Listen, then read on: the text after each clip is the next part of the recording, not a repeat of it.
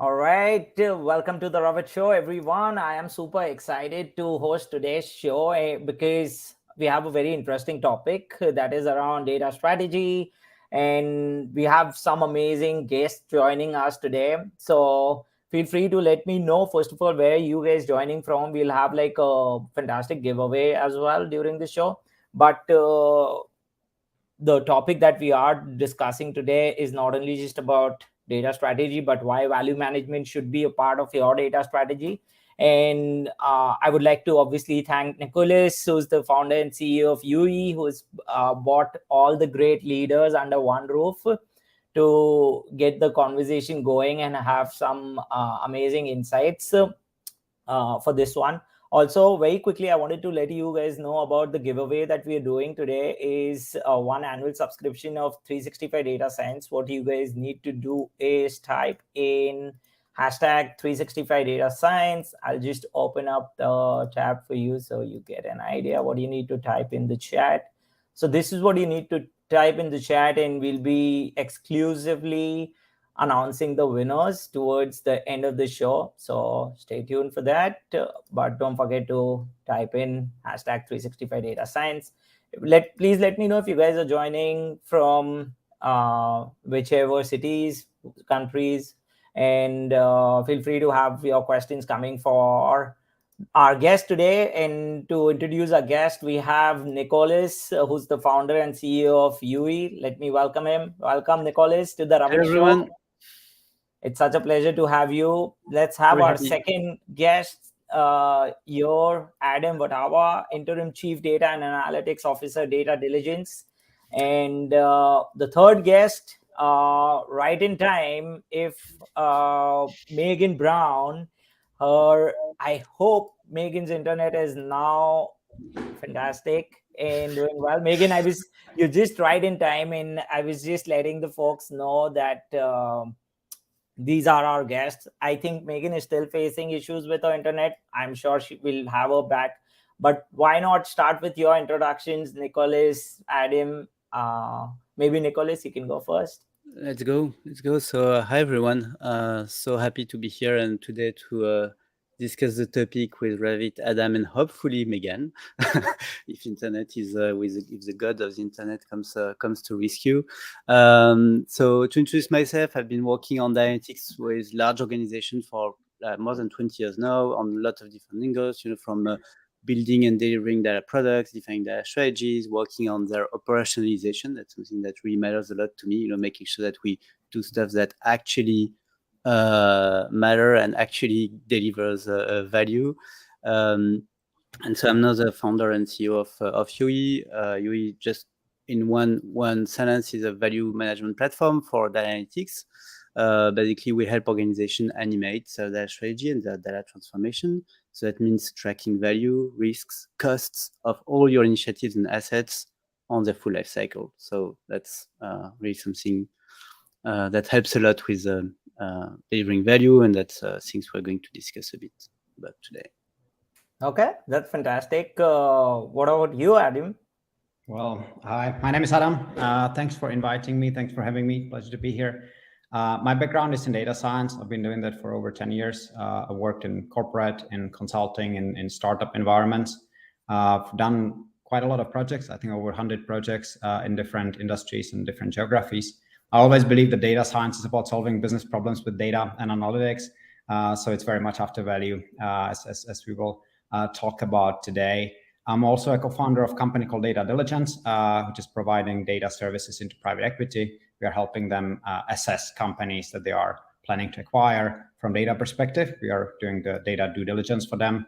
And then if they go ahead, we help them design and execute data strategy. And towards the end of the investment cycle, we help them prove the value of their data assets to the next buyer. Okay, that's very interesting. And I'm super excited to learn different aspects of what you both are doing, not only just that, but also about a lot about the data strategy bit and how companies are, what's like, first of all, what's an ideal data strategy for data companies. And I know you both work in this space very closely. So would love to hear more about that. But before jumping on to our questions, let's just greet a few folks. We have Sami joining in from Paris. Hey, Chelsea. Very nice to see Chelsea joining in from London. We have Mutakilo joining from Ghana. Okay, we have the stage set. Everyone's here to listen to more about the data strategy bit. Adam, Nicolas. So obviously, to start with, I have a very interesting question. How have everyone seen data analytics space? How have you guys seen data analytics space in the last 5 years? And what's like the evolution that you guys have seen?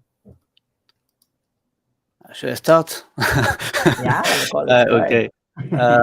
I think yeah, there's let's say a couple of things that have changed for me. Is that the first one is that we moved to a place where some companies were still asking themselves, should we do something with data, to a state where basically everyone knows they have to do it, and the question is more how much or how than should we do it. So that's a big shift that happened. I think now that the last report is that 99.9% of enterprises in the world actually invest on data analytics. So that's a big shift that happened.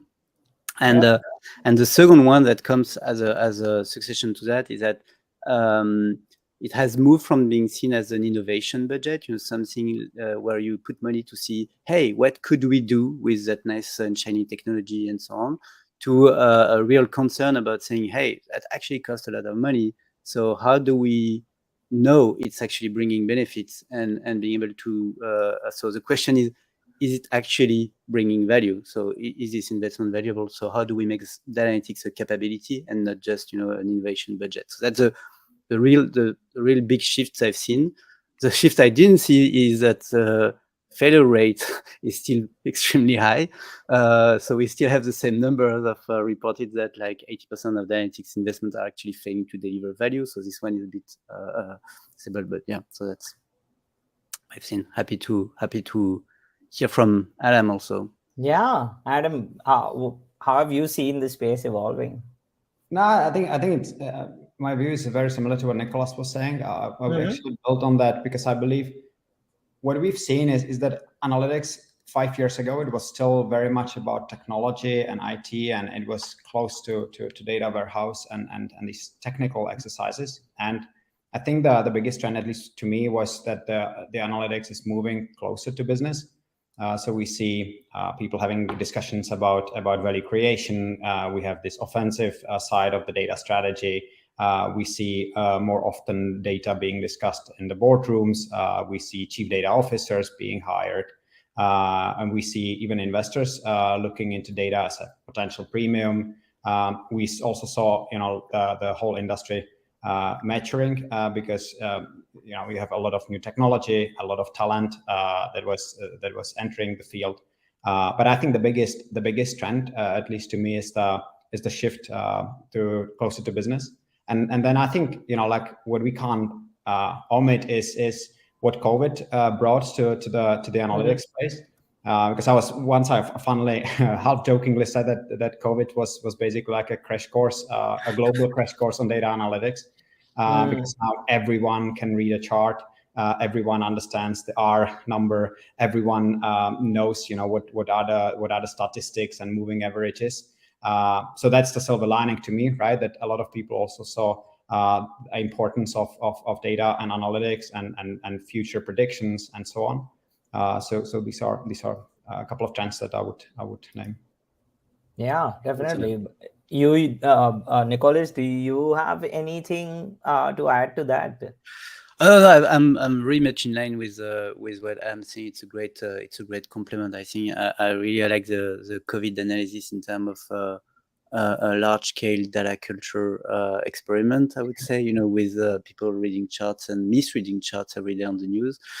And so, yeah, I think it was a great, yeah, it's a great explanation, for if you want to talk to your grandmother and saying, hey, what's data analytics? It's what you've seen for those analytics. So it's a good one. And I think one other element to this is that it brought topics like ethical use of data and accurate data and data quality to to the spotlight as well, right? Because now you have the whole world looking at certain statistics, and you need to make sure that all of these numbers are correct. You can compare numbers between countries, right? And this is another trend that we don't see only related to COVID, right? Of course, but you see a lot of these initiatives starting. It's not only about privacy, it's and security, right? Now it's about what's ethical and not. That's another big thing. Yeah, that's a good point. I think you related to a point. It also showed that you have different people that can interpret the same data set in a lot of different ways. So then that raises a lot of question of what's in it to be able to actually assess the data set or derive insight in a non-biased way. And that's actually not so easy as it sounds. So on those large scale one, you had a lot. So all those discussions were really, really great. No, okay. Yeah, very true and very interesting. Thanks for sharing those. We have a few questions that we've got from our audience. I would love to take these questions. One question is from George, and George is joining us from Vancouver. Very nice to see George here. George is asking, what would come first, data strategy or data literacy, or data literacy would be a part of data strategy? Very interesting question. This has been a debate always. I just hope Megan also joins us, like if our internet get is obviously all good. But yeah, Nicolas, what's your take on this? Always tough questions from George. Thanks, George, for the question. I think I'm based towards that. I really think it has to be data strategy first, but it's always a bit of both. And so it's kind of a chicken question as always, because you need a bit of education to help defining the strategy, just so that people understand what the strategy is, and but you don't need to go too far. It's more about, for me, data strategy starting from the business needs and then looking at how data can help. So you don't need so much data literacy to do that. And the second thing that I really believe that it's much easier and much more effective to help people upskill themselves on data when they're working on something concrete, which is an actual use case that is actually going to deliver value, because then you really understand what it means for you, all those things we discussed, what is ethics, what is bias, what is how you read the graph, and so on. You can do a lot of theoretical classes, but it's much easier if you engage people around that. So I think, you need to do like a thin layer of literacy to be able to bootstrap your strategy, but then the core of it happens in the core of it. I mean, high level, it's a bit simplistic, but that would be my main way of approaching that usually. Okay, that's interesting. Adam, what do you think about it? Well, yeah, I was hoping you would pick me before Megan, right? they will then correct us how it should be done. No, I definitely think it's strategy first, because you need to tie it into what you want to do, what you want to achieve, right? Tied to the business strategy, and then I always say that you need to have an ambition why you're doing anything with data. That's the reason for the data strategy. That's the ambition. That's the vision. And then you have to think about everything that you need to have in order to achieve that, right? And very often you can't omit people from the equation when it comes to data strategy execution. So you need to have the data culture. You need to build data literacy, data fluency, whatever the term is. I think it's important. And without the clear guidance, it's even difficult to build a data literacy, right? Because I believe that intuitively, you need to show people why data matters, why it would help to make their life better, their job better, their organization or their functions life better and performance better. And then you need to remove all the obstacles and make it easy, right? If they don't see the vision, if they don't know why should they bother, then I think it would be very difficult to do anything. So honestly, I think to George's question, it's the third one. I think the data literacy should be part of execution of the data strategy. Very interesting. Thanks for those insights, Adam. Megan, what do you think? We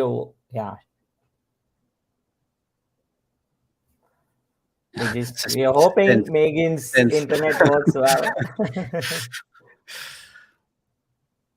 Okay, no worries, Megan. We can bring you back once your internet is a bit stable. But yeah, to that's first of all, great question, George.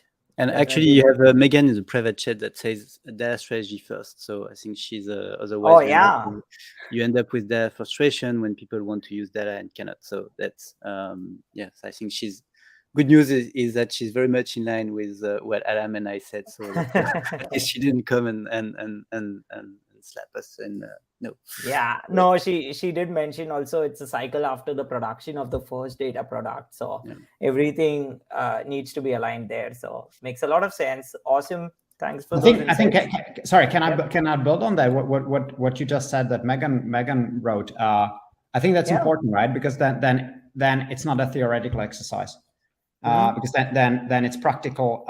You know why, and you have a data product in production, and then you educate and you improve, and then you get into this continuous improvement cycle. But that's a great point that it shouldn't be a theoretical exercise. It's not a classroom initiative, right? It's actually in the cold phase.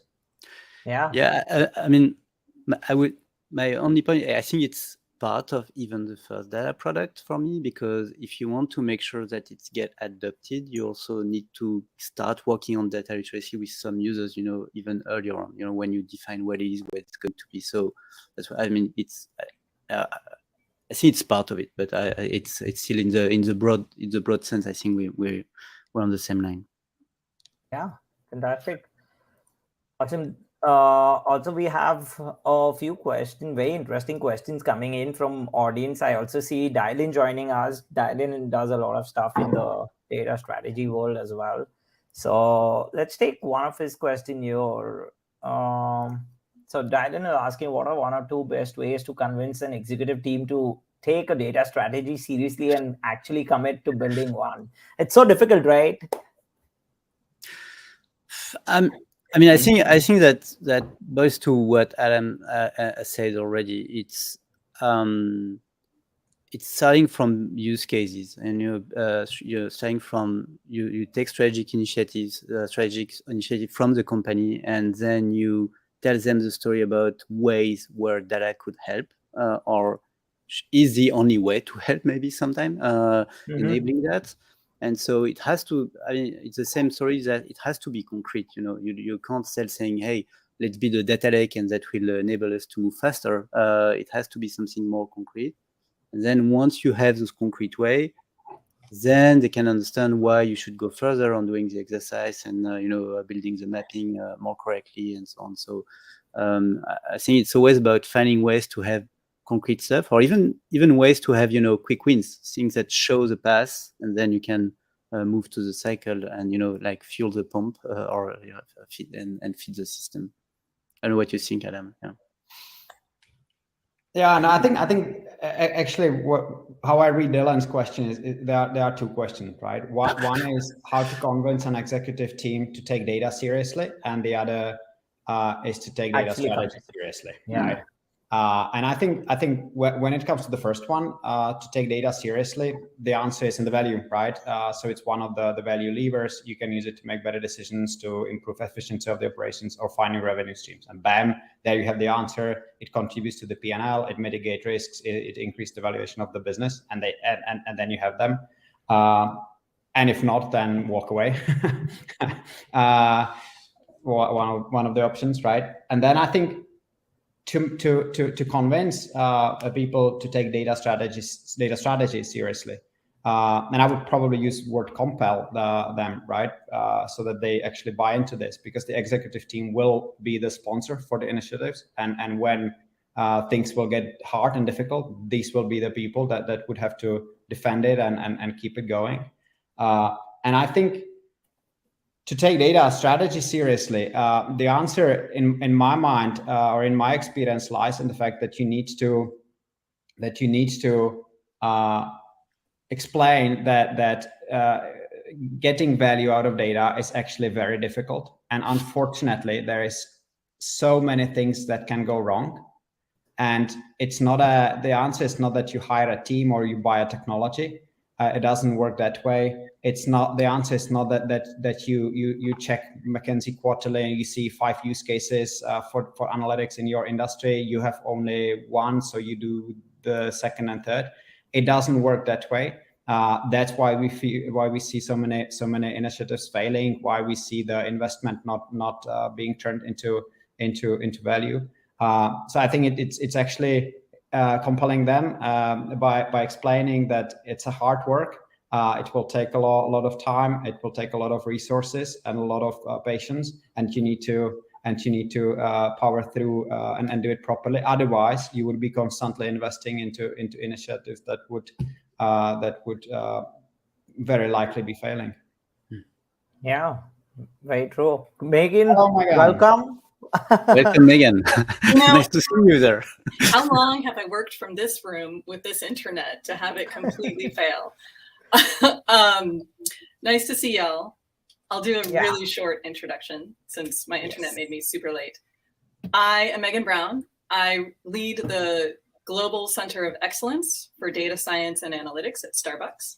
I started out as a 5th grade teacher, went into academia, went into data science, and then went into data science leadership. So here I am. Awesome. The 1 to 2 best ways to convince an executive team to take a data strategy seriously. So you want a champion on the inside of that team. You have to build that champion. So find your early adopter, find your person who's most enthusiastic, even enthusiastic enough to be dangerous, and then skill them up. Have them bring you in when necessary. I think the other thing is you need a really solid, concrete example of it being successful. Even if it's as simple, as straightforward, as concrete as it can be, like, great. You've shown value, wonderful, you get a chance again. So that's my very quick answer. I wish I'd been there to answer all the other questions. No, this is great, Megan. It's good to have you, and those are great insights. What do you think, Nicolas? I think honestly, I think we're pretty much in line, because what Megan said, I don't know if you heard my answer, but it was very much in line. I mean, I didn't focus on the sponsor one, but the fact to start with something quick, finding quick wins to show value and put things in motion is really, really important. And on the other hand, also agree definitely with Adam and the fact that it's not easy. So you need to also get it straight from the beginning that it's a journey. It's not something we'll acquire something and in 3 months from now we have a data literate organization and everyone's using them across the company. So being clear about those not false hopes is also really important to be able to also walk the long path that is behind that in terms of transformation. So yeah, but it's, you need to do the, I don't know how we say that in English, the counter sell and the sell. So you need to. Very nice. I think definitely Dylan is super happy with these answers because he's got like full dimensions of what you guys are talking. And then there's one interesting question. I was obviously waiting for Megan also to join, and it's by Manisha. So Manisha is asking, question for all: how important is data literacy in organizations today? Megan, do you want to go first? Sure. So I think there's 2 different answers for different types of companies. If you're a tech-first company, right, your solutions and products are tech, you absolutely have to be data literate when you join, right? Absolutely, no doubt. If you are in a different sector, you have to be able to build data literacy for your team. So Starbucks is a very long tenured company. Data has changed how we do business, and we've had to work with our business partners to make sure that they level up with us. It's incredibly important. If you don't have a data literate business, then they're not going to use anything you make, right? So you need your data scientists or someone on the data side to do storytelling, but then you need someone ready to hear it, right? They have to be willing to admit they don't know something. They have to be willing to work in a space that might not have been their first choice when they were, an undergrad years and years ago. So you need flexibility from both sides to make it work.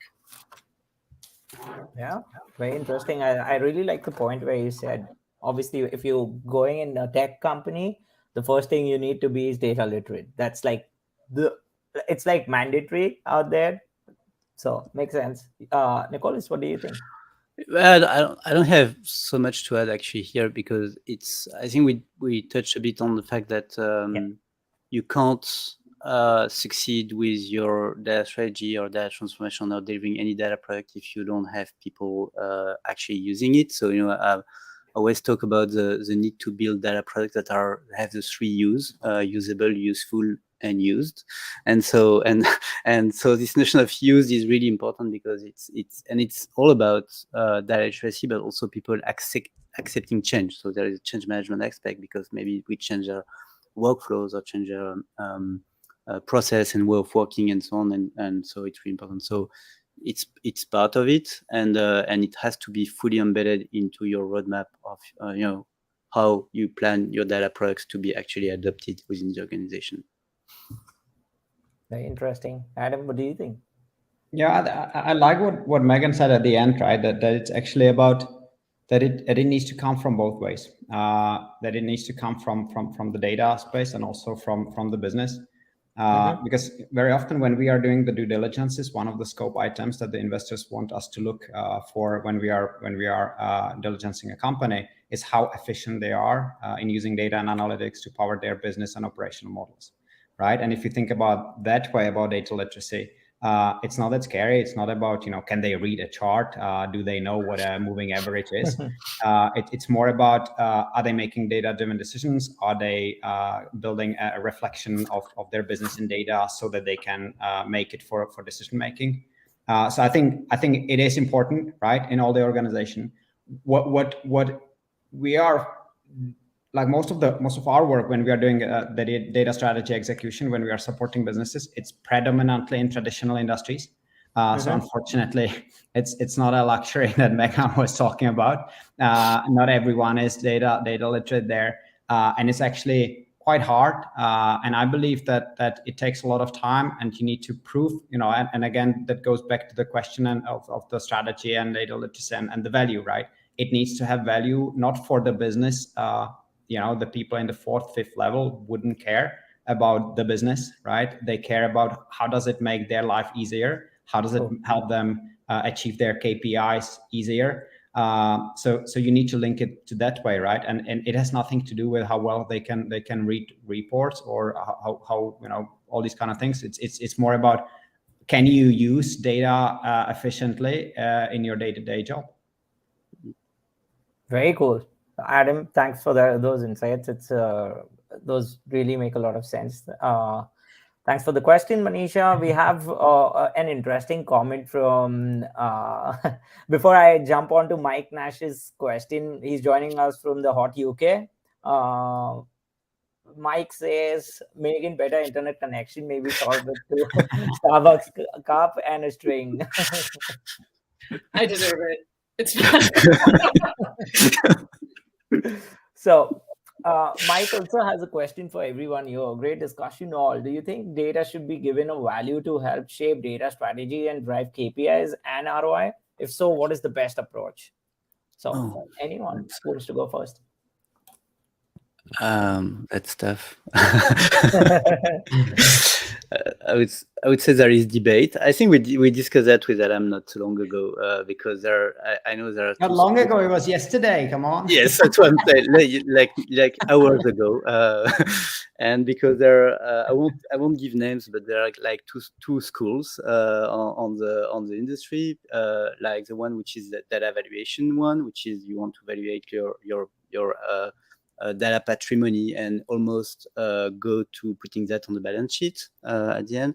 And the other one is to start from use case, assess the value of use case, and then walk back to understanding how much you can get from your data and prioritizing work. And probably depends from I think, as all approaches, there are pros and cons. So depending on the organization, you can go both ways. And maybe sometimes, I always think like bottom up and top down approach are complementary. So it's not necessarily only one way or the other way. So you can think about it both ways to try to get the most. As we discussed with Adam, not all companies want to go as far as putting data on their balance sheet, because it's something that might have interest, but I'm not sure it would be the best game changer for Starbucks, maybe. But I let Megan give that. But for some others, it would make a lot of sense. I know it has been the case for insurance companies or for people who really rely so hardly on data that it would be something that makes a lot of sense. So yeah, I think it can be both ways, because sometimes you have ideas from data, or sometimes an initiative give you ideas on how to use data. So yeah. Interesting. Megan, what do you think? Yeah, so I'm an experimentalist at heart. So whenever it comes to ROI, I'm like, well, a good, well-designed experiment that follows the use of data all the way to the end would give you a good, brief example of the return on investment, right? We all know that's super hard to do in business. Business is not always so patient to have control groups. So what we do instead is we don't actually estimate the value of dashboarding, reporting, and visualization, because it's so dispersed. And you know, if you're not following it to the end within different orgs, then you don't really know how it's being used. So it's really hard to estimate the value of that, although I think it's quite great.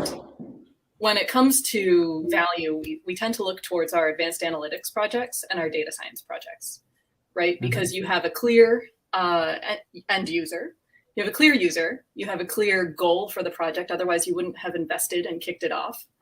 And so in my org now, we absolutely place a value on the recommendations that come out of our advanced analytics models.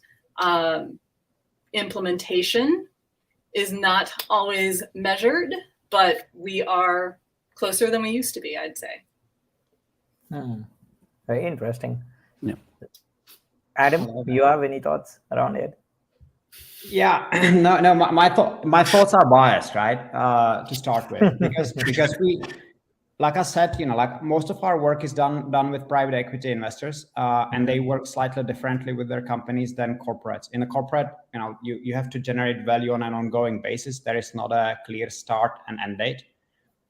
So that's what makes it slightly harder, right? In the private equity context, they need to see a J curve for the whole investment period, right? And so you have to measure it, and by definition, it always is about economic value of data. So you need to contribute to the P&L, EBITDA, turnover, whatever the headline number is, to increase the valuation. So it's an economic exercise, and then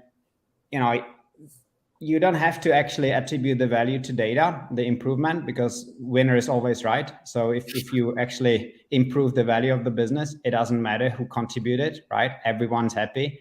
If it doesn't work out, then of course it's a blame game, and then you need to defend it, right? But that's a different story. What I think is important is to say, so for me, it's an economic exercise. You need to have a return on investment. And in my mind, I wouldn't care about the individual projects. It's more about the whole initiative or program or strategy, because very often you should have an ambition to solve a business problem. And then the fact that the data output doesn't work, the model doesn't work, a dashboard is not being used, that's not a failed project, right? You just need to pivot quickly and find a different solution, right? So you need to focus on the outcomes, not on the outputs. So then don't measure the return on investment on the outputs, but on the outcome, right? And I think one last comment that I would add is that is incredibly valuable, I think, to put whatever value on data, or to explain to people within the organization that it's valuable, even without any metric and any dimension, because then they would treat it differently, right? When you see when someone has a company car, it's arguably less valuable than the data that they can access in the database, but they treat it differently, right? So I think thinking about data as a valuable asset is important for anyone in the organization. And maybe one last comment is that again, from the private equity space, more and more companies are trying to get a data premium during the valuation for the next buyer. So there, you put a value on the data asset that they have. But again, it's an economic exercise. It's what the data will be worth to someone else in combination of, for example, another portfolio companies that they own. Yeah, very well said. Makes a lot of sense, Adam. Also, we since we are on this topic in terms of value, there's another question. Like this one's first from Sami, I guess, but a very interesting one. So Sami is asking, how often do you validate the data to keep bringing value, ROI, from your data models and analytics? Very interesting. Oh, It's a tricky one, right? yeah, I'm not sure what you mean by validate, actually, Sami, because I don't know if you have an insight, Megan or Adam, on that. Things Yeah. about potato. I mean, if we're talking about the data in your data lake, mostly we validate it by QAing it, and then by doing things in production with analytics, and we find what's incorrect or missing, or whatever temporary error in the data set there is. When it comes to sort of validating the whole step down the chain from strategy to ROI, on my current team, we do it most of the way down the chain routinely.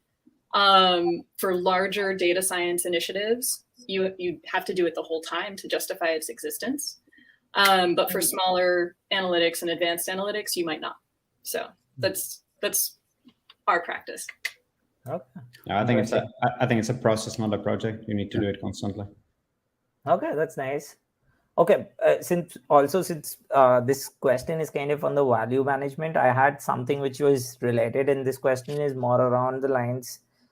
I know, like, I'll be straightforward about this. Like, do you have any advice for CDOs on how to implement effective value management? Like, what's an ideal take there? Kind of curious to learn from you guys. Yeah. I let you start, guys, maybe, or if you. Maybe Adam. I know for a fact Adam kind of go. works. Yeah, you I'll work a go. lot with the CDOs, so I would love to hear your thoughts. Yeah, so I think from my perspective, you need to link it. You need to link whatever you're doing when it comes to value. So it's the offensive element. So you need to link it to business ambitions, right? And then you need to be working on projects that are contributing to that. So the advice, I think, it's marry the data strategy with the business strategy, because that will also give you the metrics to go after. That will give you the metrics to measure and celebrate success. And very often this is linked to whatever value, right, there is. And I think while I'm a big proponent of having the offensive elements of the data strategy, and that comes from my experience that every single time the organization was always focusing on the defensive side, and it was so defensive that there was no value creation. Right, they were so secure that nobody even in the organization were able to use the data. I still think that the defensive element is of course important, right? So you want to create value, but at the same time you can't have the whole thing explode because you didn't lock the doors, right, or anything like that. So these two elements. Okay, interesting. Megan? My advice for CDOs. So one of the things I think Starbucks does very, very well is we have a large consulting function within our analytics function. So that is how we marry our data strategy to our business strategy.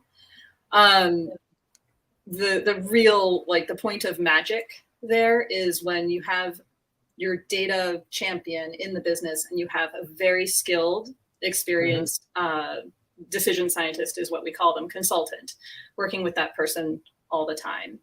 So that's the first thing I'd say is build those connections at lower levels of the org. And the other thing I'd say is you got to get out there and make sure that your team, your org, is in the right conversations at the right time as early as possible, right? Because we all maybe experience this, certainly not at Starbucks, where there's an urgent need for data, but the project that needs the data has been running for 2 years.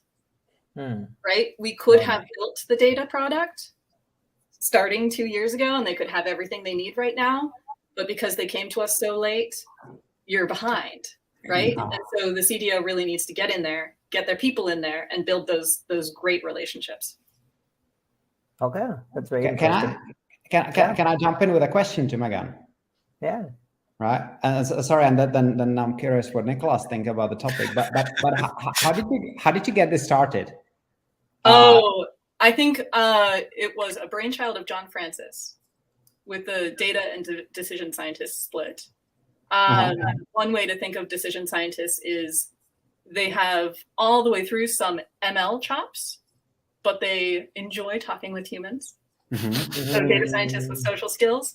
And then the data scientists have all the way through AI chops, and they would prefer to look at their computers. So you get those people to talk to each other, and suddenly you have a whole excellent way to consult and get meaningful information to the business. And sorry, then I drop it, right? No. But I'm really curious about this topic. Did you bring the people into the business unit, or did they came from the business unit, right? So it was a supply or demand? Both. As it happens, when you turn on data in a large organization, lots of data teams pop up all over the place. And then the next step is some kind of consolidation. So we've been in that consolidation phase for a couple of years now, I think I'd say. So we generally bring in teams from the business, but we also have made new relationships and hired in, but they sit within analytics, but it is their job to build that relationship. Okay. Now that's exciting. Well done. And good luck.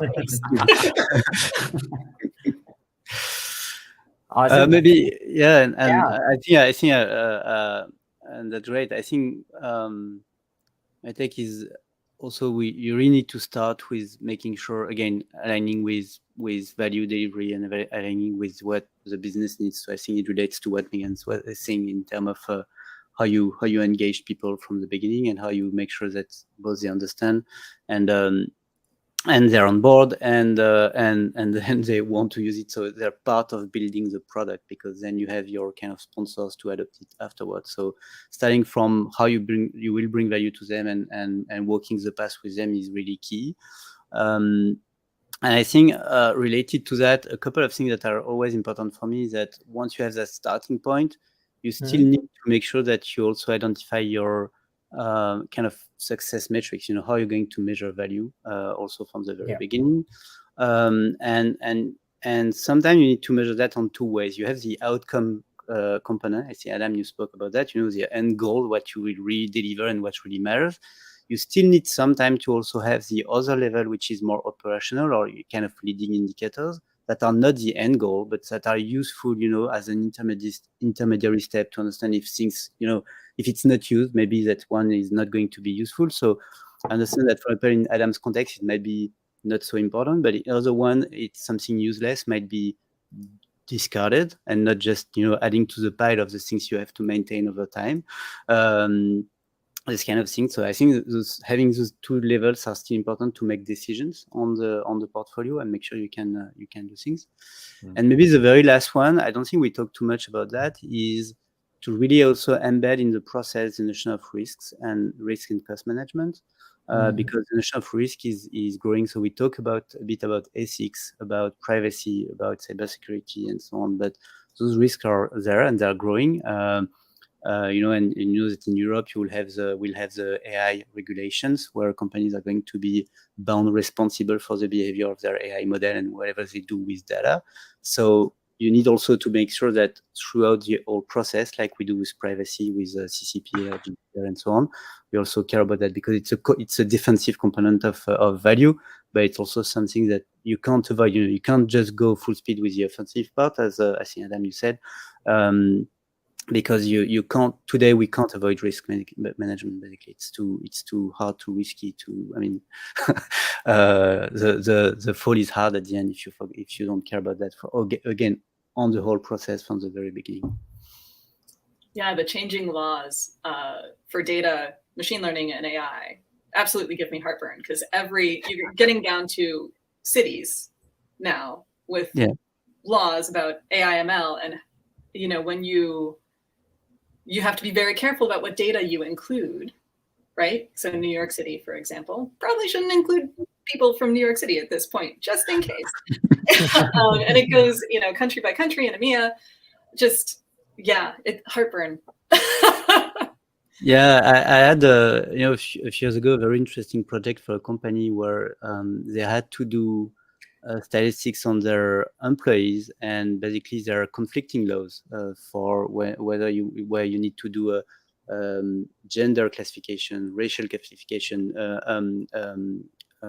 religion classification. So in some countries it's totally forbidden, and in some other countries it's mandatory. So at the end you have some information that you can't have for some countries, and some information that you have to have for some other countries, if we talk about what's happening in Europe versus America or in South Africa and so on. So it's a real challenge from the data standpoint, both on data management and then on analytics side. But I think like it's a point, case in point for data being a nascent industry, right? Because everywhere people are figuring out how to actually manage it from all sorts of perspective. And B, it's also showing the growing trend of the importance of analytics globally, because now it matters, and the whole societies and countries and cities have to build their stands, right? And I think it will be similar to what Megan was describing with the centralization, decentralization, that you always go with the data teams like this. There's not an answer, should it be central or decentral? Depends. and I think it will be the same with this, right? That you would tighten it back and then release, and then tie it back and then release, depending on what's the potential value and what are the potential risks. And yeah, it will be exciting to witness and manage, right, from both sides, actually, as a person and as a data professional, right? Okay, these are fantastic insights. Thanks for those. We have like a lot of questions from a lot of people. I'll try and take most of these guys, but interesting one for Nicolas, you from YouTube. Question for Nicolas: how is YOOI solving the problem of data valuation, maybe for their customers? That's so YOOI is in a way a portfolio management tool specifically for data analytics. So you can manage your portfolio of your data assets, so kind of your data capital, sometimes we say that, and how it connects to your different initiative or strategic initiative or data initiative, and then how it connects to the enterprise strategy. So it's really a tool to animate that, and make sure that you connect things to your value, your risks, your cost ongoing, and you can make those decisions on where you want to focus and where not. So where it helps is by making this connection and building the graph, on what data we have, what the status, how it connects, what is the potential initiative we have to that, and how it connects to metrics. Then it helps gathering that and animating the data evaluation work. And obviously we can connect to a lot of different sources to do that. And as we discussed, there are several data evaluation frameworks. So usually we will work either with a company or with a site consultant, so to define the best approach for the given for each and every company, because there is not one magic recipe that you boost and it goes its way. But it really helps animating that across complex organization, and also very importantly doing that over time, because it's not something that is let's say put in stone and not moving. So you have continued new ID, new risks, new opportunities coming in all the time. So like the data strategy, sometimes people hear about it's something that will be defined and executed for over years or months, but it's something that is actually very tangible. It's going to be a moving target, and based on I like Megan, focus on experimentation, I think, because I think it's really important part of data. There's so many things where you need to experiment and need to learn that it will fuel back to the strategy, and it has to be something iterative. So. Okay. I'm sure that answers for Daksh. Thanks for that explanation, Nicolas. Also, we have one interesting question from this LinkedIn user. I can actually pick the name from my chat That's a cool here. name. It's Indu Sambandam. Yeah, so she's asking what process to be followed to ensure that the data strategy is on track. In other words, what is the reevaluation, review, and alteration process for one's data strategy? Very interesting question. Megan, you want to go first? Sure. Yeah. It depends on the level, right?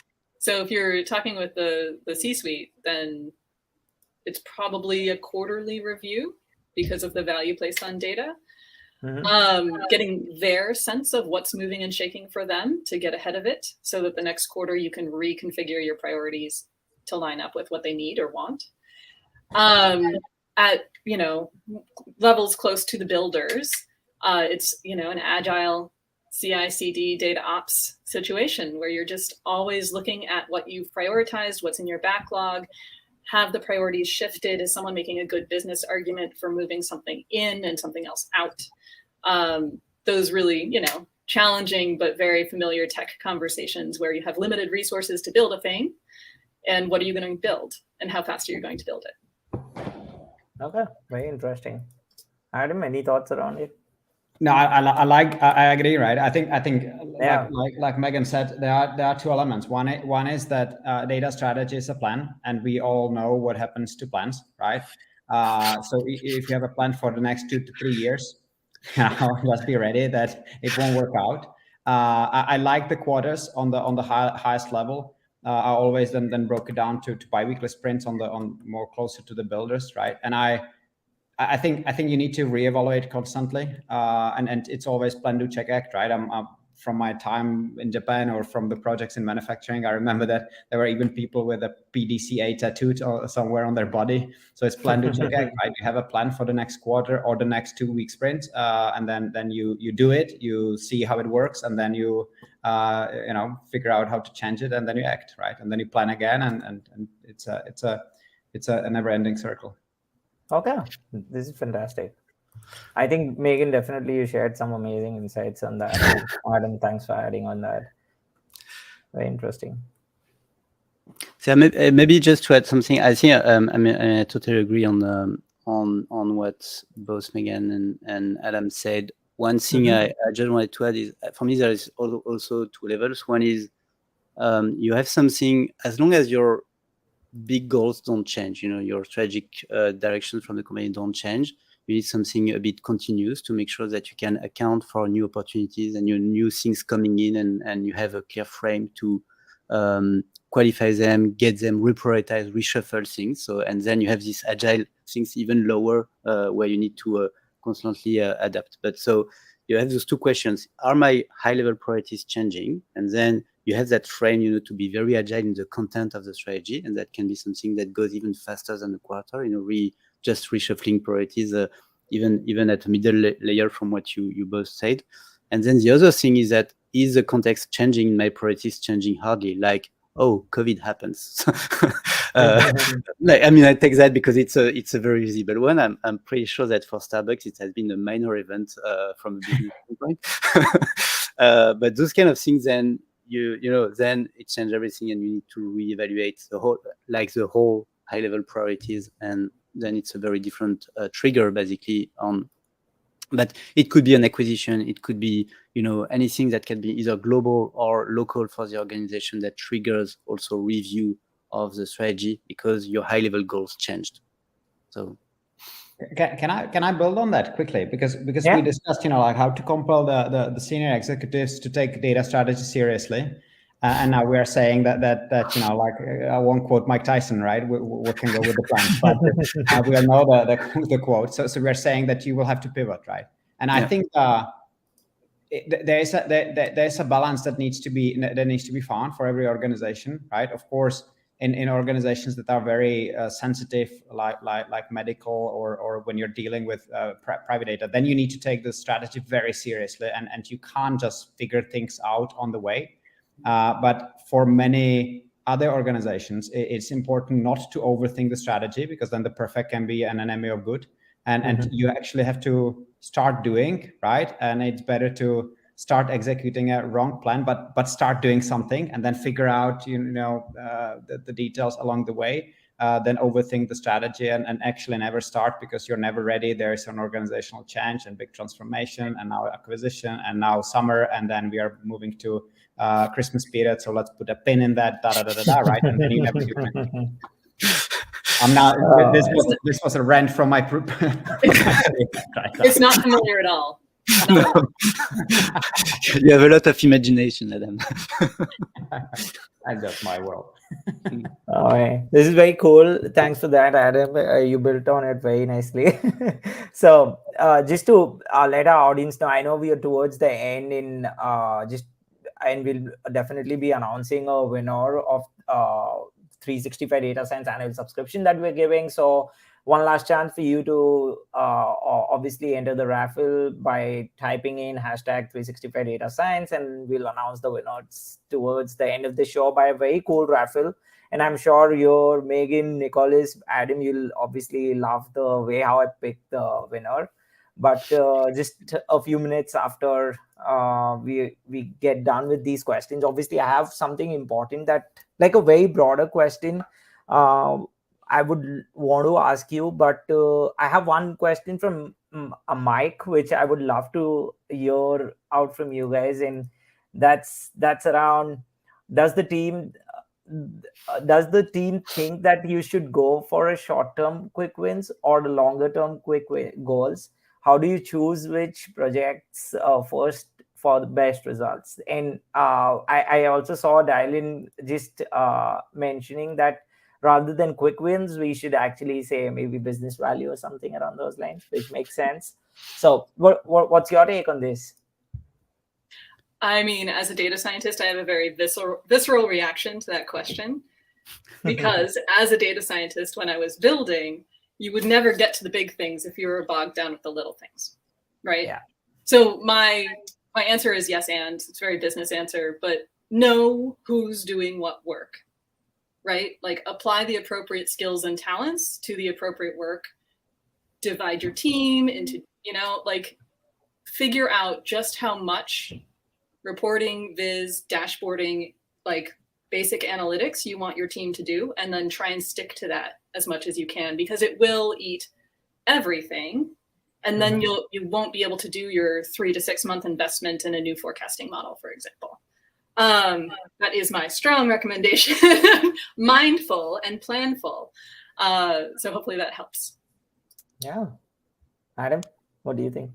Yeah, so Megan said the data science answer. The mathematical answer to this question is yes. We should go for short-term quick wins or long-term goals.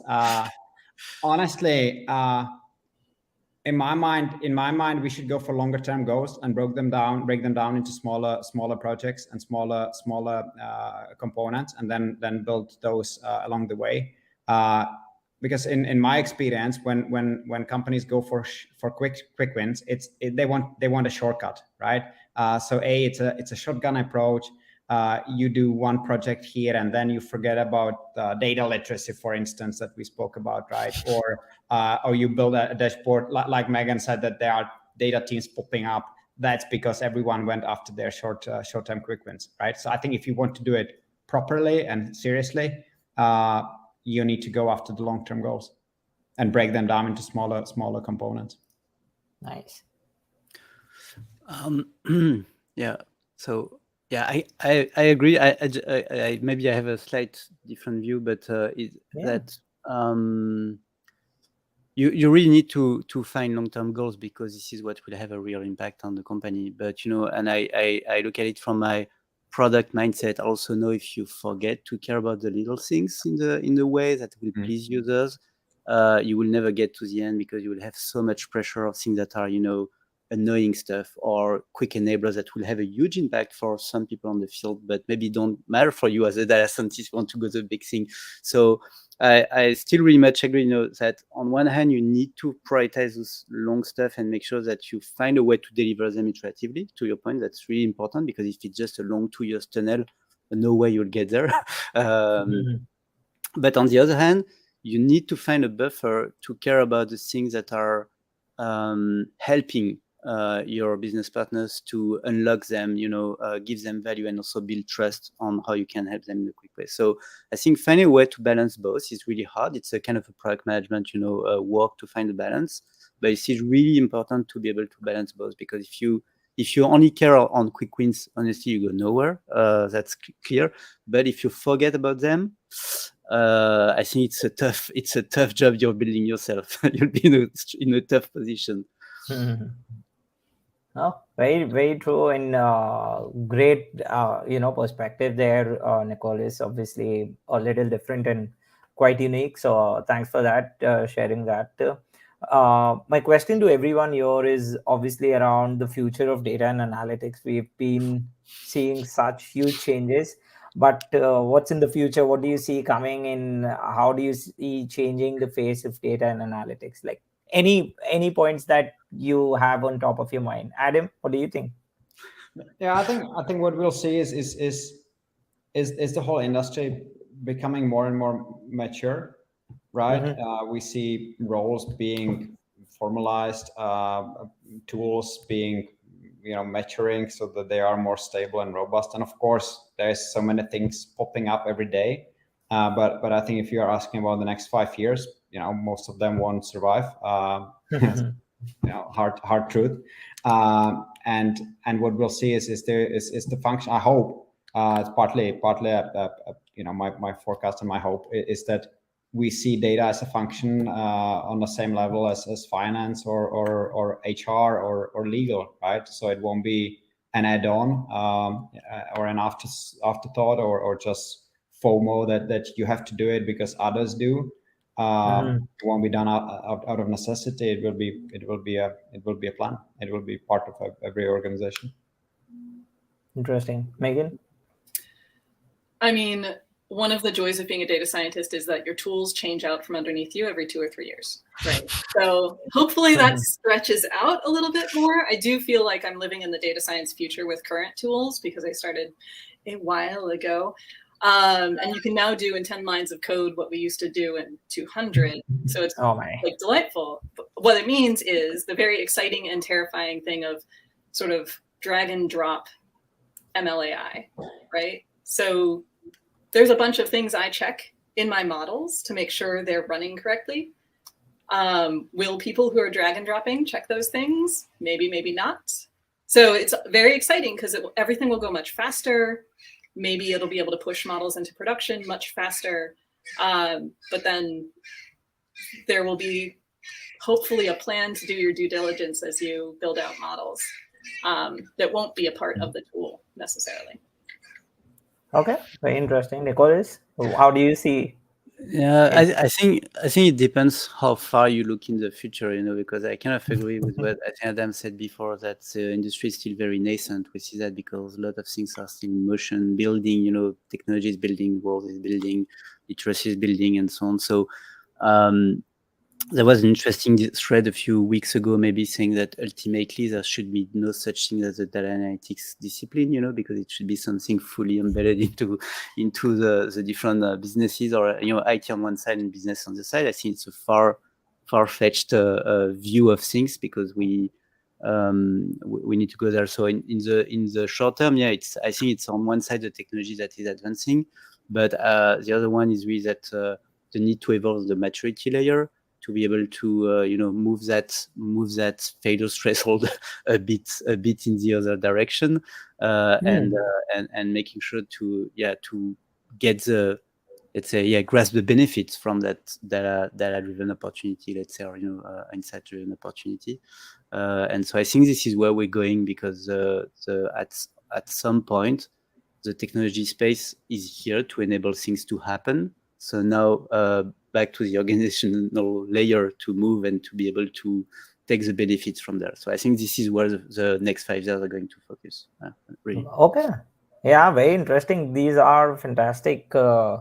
I have made a list of it, like the things that you guys see moving ahead in the next 5 years. But I really see a lot of things changing, and definitely there might be a lot of things which might not even exist after 5 years. So it will be an interesting space to watch and see how things evolve. But before we leave for today, obviously we have this big giveaway that we're doing, and this is one annual subscription of 365 Data Science. Thank you everyone for participating, and this is the cool raffle I was talking about. It automatically picks who's actually typed in hashtag 365 Data Science. So the winner is Manisha. Congratulations for winning the 365 Data Science. Don't hesitate to reach out. I'll be happy to give you those coupons.